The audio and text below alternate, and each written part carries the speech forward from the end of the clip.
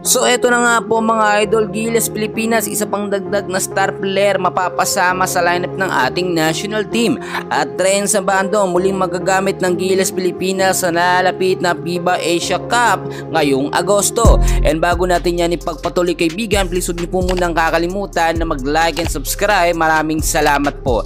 Konting recap muna tayo mga kaibigan. Talo ang Gilas Pilipinas sa New Zealand sa final score na 87-70 at pangalawa naman sa pwesto ang Gilas Pilipinas dito nga po sa Group B sa FIBA Asia Cup qualifiers, at ang ating national team ay maglalaro sa nalalapit na Agosto sa FIBA Asia Cup sa Jeddah, Saudi Arabia.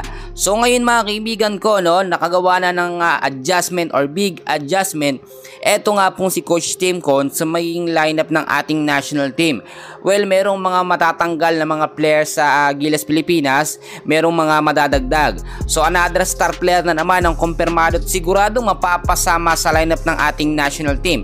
Well, hindi ko na patatagalin, si Renza Bando pong aking tinutukoy mga kaibigan, which is kung titignan po ninyo, hindi lamang siya highly suggested na mga Gilas fans, talagang kailangan siya ng ating national team, dagdag din po sa depensa. Well, nakita naman natin etong si Renza Bando ay huling naglaro sa FIBA World Cup noong 2023 mga kaibigan, and so far kung titignan ninyo, mababa man ang kanyang stats pero napakataas naman ang minuto niya at depensa at impact na naibibigay sa ating Gilas Pilipinas.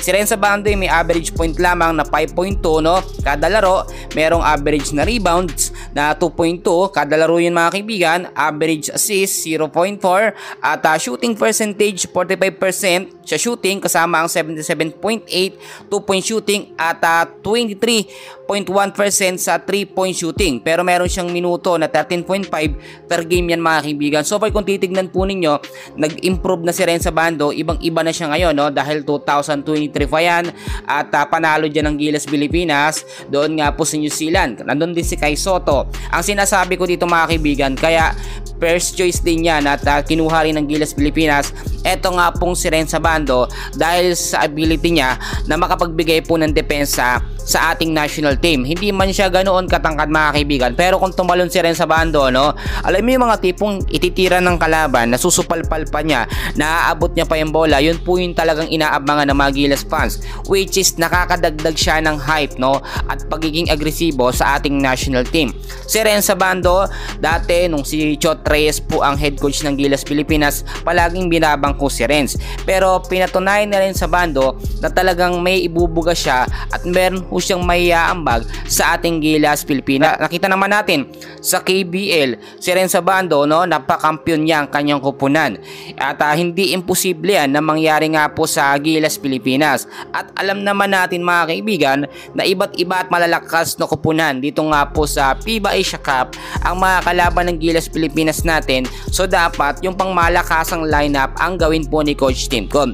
Hindi ba kayo nakakapagtaka mga kaibigan, o hindi ba kayo nagtataka bago pa magsimula ang FIBA Asia Cup qualifiers, alam na ni Coach Tim Con na pasok tayo sa FIBA Asia Cup, Biruin ninyo, natalo man tayo sa Chinese Taipei, sa New Zealand, pero pasok pa rin tayo, nasa pang top 2 pa rin tayo mga kaibigan sa standings sa Group B. Ibig sabihin, malaki pa rin yung chance natin mga kaibigan na makasungkit ng panalo dito nga po sa FIBA Asia Cup. Inaasahan din mga kaibigan, hindi lamang si Renza Bando ang madadagdag nga po sa ating national team, Si Jordan Heading, isa rin yan mga kaibigan sa mga kasama sa lineup ng ating Gilas Pilipinas, kasama si QMB. Dadagdag nga po na sentro, ang mangyayari dito, apat na yung sentro natin. Meron tayong Junmar Fajardo, meron tayong AJ Edo, meron pong Japet Aguilar at si QMB. Pero ayon na rin sa mga updates, posibleng hindi maging available nga po ang ilang big man natin tulad na lamang po ni Japet Aguilar. But so far, medyo matagal-tagal pa naman mga kaibigan. Ito nga pong FIBA Asia Cup, sa Agosto pa yan sa Saudi Arabia, so malaking time pa para makapaghanda ang Gilas Pilipinas. At ito pang dagdag update natin mga kaibigan, gumaganda na rin ang condition ngayon ng ating pambato na si Kai Sotto at nakapag-focus po siya sa pagpapalapad po ng kanyang pangangatawan. Syempre alam nyo, ang nagiging problema kay Kai Sotto kapag nababalya, minsan natutumba agad, kaya nagka-main focus si Kai Sotto ngayon sa kanyang pangangatawan, sa kanyang back, sa kanyang mga braso, pang balyahan talaga yun mga kaibigan.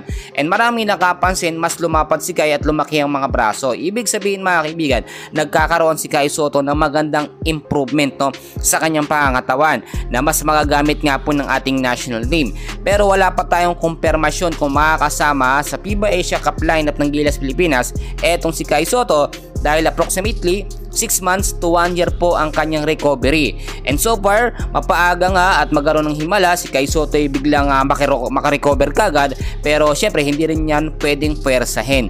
So para ito muna ang update ko mga idol, mamaya meron pa, and please huwag niyong kakalimutan na mag-like and subscribe. Maraming salamat po.